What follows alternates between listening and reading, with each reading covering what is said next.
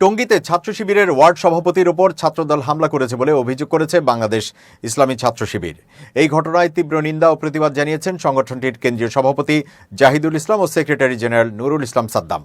শুক্রবার এক যৌথ বিবৃতিতে এই প্রতিবাদ জানান তারা। বিবৃতিতে নেতৃবৃন্দ বলেন, তামিরুল মিল্লাত কামিল মাদ্রাসার আলিম শ্রেণীর শিক্ষার্থী ও ছাত্র শিবিরের ওয়ার্ড সভাপতি ফজলে রাব্বিকে ছাত্র দলের সন্ত্রাসীরা দীর্ঘ সময় আটকে রেখে নির্যাতন করে এবং হত্যার উদ্দেশ্যে ধারালো অস্ত্র দিয়ে মাথায় আঘাত করে। ঘটনা জানতে পেরে শিক্ষার্থীরা তাকে উদ্ধার করে হাসপাতালে ভর্তি করে। এ সময় শিক্ষার্থীরা মামুন নামের ছাত্র দলের এক কর্মীকে আটক করে পুলিশে সোপর্দ করে। মূলত কুয়েটে শিক্ষার্থীদের ওপর হামলার প্রতিবাদ মিছিলে অংশগ্রহণ করার কারণে পরিকল্পিতভাবে তার ওপর এই নির্যাতন চালানো হয়।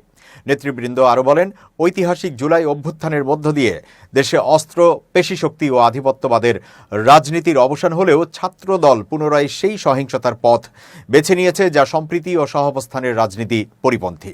নেতৃবৃন্দ এই ন্যাক্কারজনক হামলার তীব্র নিন্দা জানান এবং এই ঘটনার সঙ্গে জড়িত সবাইকে গ্রেপ্তার ও দৃষ্টান্তমূলক শাস্তি নিশ্চিত করতে প্রশাসনের কাছে দাবি পেশ করেন।